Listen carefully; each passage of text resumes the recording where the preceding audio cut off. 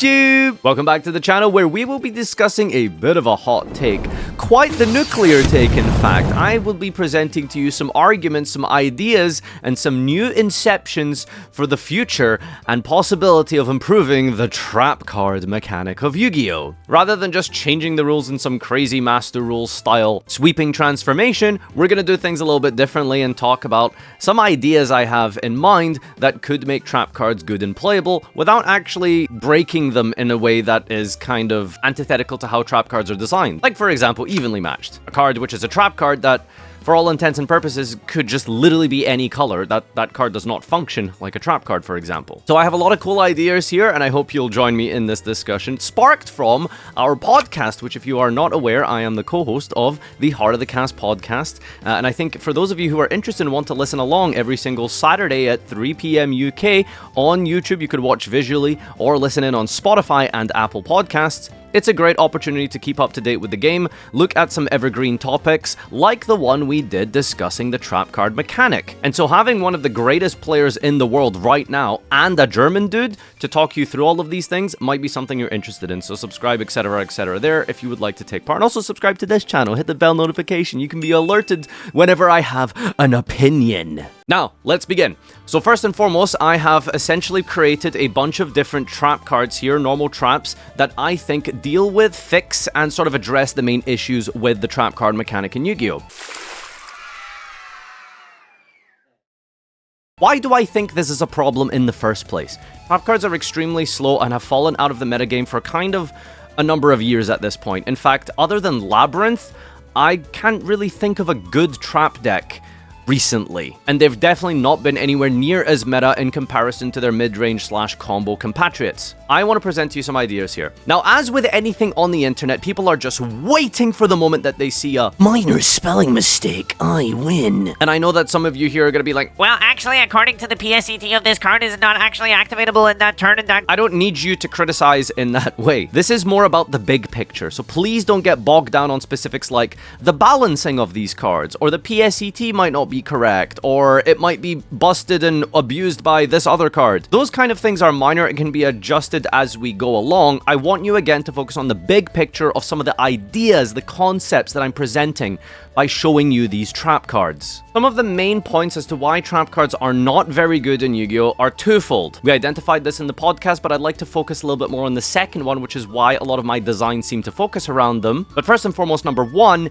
is obviously the speed. Trap cards are very slow, and they aren't exactly great when you lose the dice roll. There's a couple of exceptions to the rule. The Solemn cards are okay going second. Ice Dragon Prison, Needle Sealing, Torrential Tribute, Daruma Cannon, Dogmatica Punishment. We have had a couple of decent trap cards in the last few years that are just good generic normal traps that you can set and wait. And the second point that's really crucial is the vulnerability. I think one of the most annoying things as a trap player is when you lose a dice roll, go second, you set 5, and your opponent has a bunch of end phase effects, like, for example, activating IP into SP, banishing one of your trap cards, etc, etc. I think this is an underrepresented problem when the discussion of normal trap cards are discussed, because your back row is so vulnerable, even if it's live in the first place. There's so much massive destruction in the game. Lightning Storm, Harpy's Feather Duster. Heck, if trap cards were good right now, we would probably be seeing Cosmics and Twin Twisters popular in the main, specifically for trap decks, but trap decks aren't good right now, so no one's playing those cards. I want to leave you with a little caveat for thought here. Why is Labyrinth the standard for Yu-Gi-Oh! Trap cards? I think that Konami designed Labyrinth in reverse. What I mean by that is they didn't start with an archetype and then created cards for it. They started with cards and then created an archetype for those cards. Meaning that I think that the way Labyrinth was created is that they began with, hey, let's make normal trap cards good, and then created an archetype that can just search them. So I think Labyrinth is a very unique exception to the rule, and I don't want this to be seen as like, here's Labyrinth support, which it probably would be. They are obviously very good cards and they would work well in Labyrinth. But again, I think Labyrinth was a fix and a band-aid for a greater problem, and these cards are supposed to try and deal with the greater problem. Alright, so I'm sure at this point you just want to see the cards at this stage. I know, I'm aware, but it's very important that I bring out some context and lay the foundations and groundwork for this topic and discussion. Alright, enough yapping, let's get into the first card here. We have Tripwire. Normal trap card. Very simply states, this just destroys one card your opponent controls. That's it. However, your opponent cannot activate cards or effects in response to this card's activation. If this set card is destroyed by an opponent's card effect, destroy all cards your opponent controls. You can only use each effect once per turn. So this card is essentially quite a simple and fair effect. Tripwire just gets rid of a card your opponent controls. That's not particularly crazy. Now, the reason why I think that it's necessary is because it deals with one of the two issues that I mentioned before. It's slow, yes, but it also has that secondary point that I was talking about earlier, which is vulnerability. Trap cards are too vulnerable right now, and there is really no punishment for not really thinking about back row right now. If you're playing against a back row deck and you happen to have something like Duster, Twister, Lightning Storm, Cosmic, you kind of just fire it off and hope for the best. And normally that's usually correct to just mass remove all of your opponent's back row before playing. So cards like this punish that. And the other point as well about vulnerability is that going second into a field, if you set Tripwire, when your opponent just ends on something like a Baron de Flor or a Savage Dragon, it's really frustrating because you've just traded with a disruption and you didn't really get anywhere. So the purpose of Tripwire is twofold. Address the vulnerability problems of trap cards while also offering a fair to decent effect in the process. Card number 2, we have Lightning Capacitor. Now this one is worded very weirdly, so bear with me, but imagine Needle Wall on crack. Roll a number of a 6-sided die equal to the number of monsters your opponent controls that were special summoned from the extra deck. Treat the columns on your opponent's field as numbers 1 to 5, counting from your right, and destroy all cards in the same column as each result. If the set card leaves the field by an opponent's card effect, banish all cards in the column it was set in. So TLDR, what does this actually do? If your opponent controls, say, Apollousa, Baron, IP, you can flip this, and then you get 3 dice rolls. Each of the columns on the field represent those dice rolls between 1 and 5. Then you destroy everything in the column of 1, 2, 3, 4, or 5, depending on what you hit. And obviously you can hit the same one twice, which obviously isn't ideal, but a little bit of randomness is always a bit of fun in Yu-Gi-Oh! Now, the reason why it has the stipulation of extra deck monsters is that the idea here is that we're punishing players from going all in on this big build-a-board strategy that has become so prolific in Yu-Gi-Oh! Just summon a bunch of generic extra deck boss monsters, turn your brain off and activate all of your negates, etc., is something we've seen as a theme for years now. Lightning Capacitor punishes this and also has inherent protection, which is a theme you'll probably see because basically all of these cards have some sort of Waking the Dragon style effect. Waking the Dragon is a really good card at punishing your opponent, but it doesn't do anything by itself inherently. And I think combining these two effects together is something that will probably help in the way of fixing trap cards. So yeah, if your opponent controls 2 extra deck monsters, you can flip Lightning Capacitor, roll a dice, let's say you hit 3, and then suddenly you can destroy everything in that column if it's in the middle monster zone, and also potentially back row if they've set anything in that same column. Further thinking about zones and building upon that Master Row 4 theme of zones being important. My third trap card here is Writhing Rot. Target a card on the field. Banish it face down. Very simple, basic effect, right? Just target a card and banish it. However, if your opponent activates a monster effect, reveal another normal trap card in your hand, you can set this card from your hand. If your opponent has activated a monster effect while this card was set, basically if they activate another monster, you can activate this card the turn it was set. And if your opponent activates a monster effect while this is in your graveyard, you can set this card. So what is actually going on here?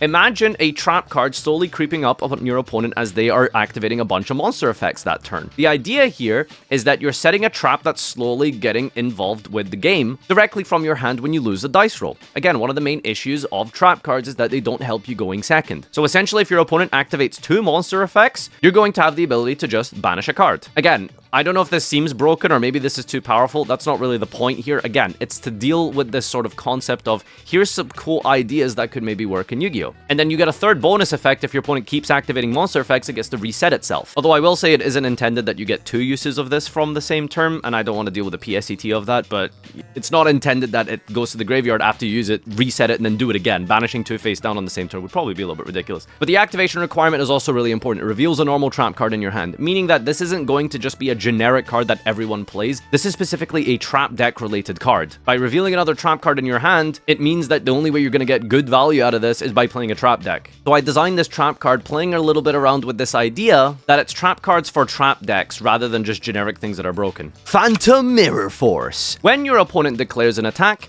destroy all attack position monsters your opponent controls. That is literally just word for word Mirror Force. However, if the attack of all the monsters on your opponent's side of the field is 8,000 or more, you can activate it from your hand.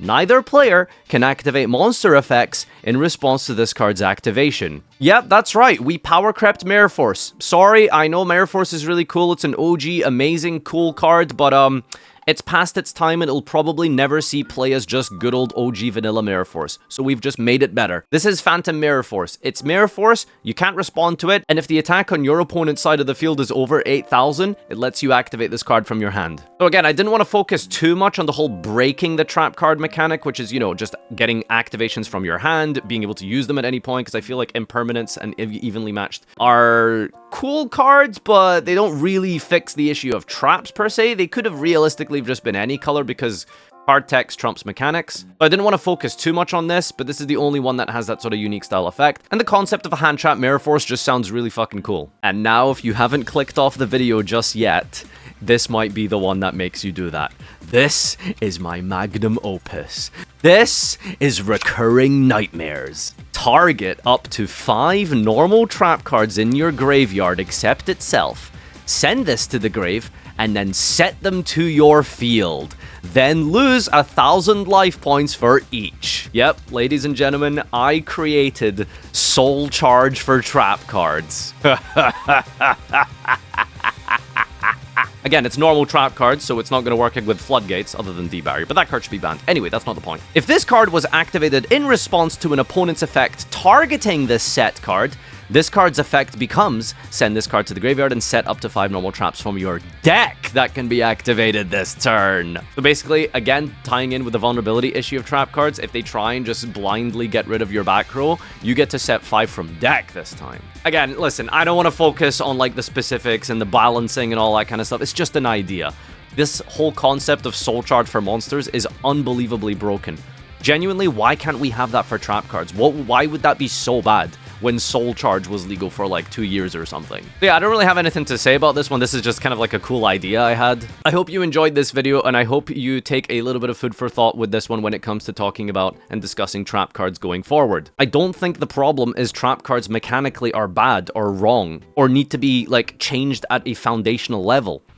I think there just needs to be better trap cards. It really is that simple as just the quality of the trap cards just aren't good anymore. The problem is that trap cards haven't kept up at the pace and the power creep level that monster cards have. I think that if we just make more powerful trap cards, we will see a slower game of Yu-Gi-Oh again, and we will see a more interactive game of Yu-Gi-Oh again. As long as, of course, we ban the floodgates, which no one likes. No one normal likes, rather, is what I should say. If you've been enjoying my content recently, which I think has been pretty decent with all the new series and stuff I've had in place and some cool discussions, please hit that subscribe button and notification bell. But if you've been really enjoying it, I do have a Patreon page, which I would love for you to check out and maybe consider contributing to be able to help bring you high quality videos like this in the future. Thank you everyone for watching. Leave a comment down below with your favorite iteration of mine here and some of the suggestions and designs that you might have in the way of this discussion. Till next time, adios! The Master Duel ban list is out, and it's not very good.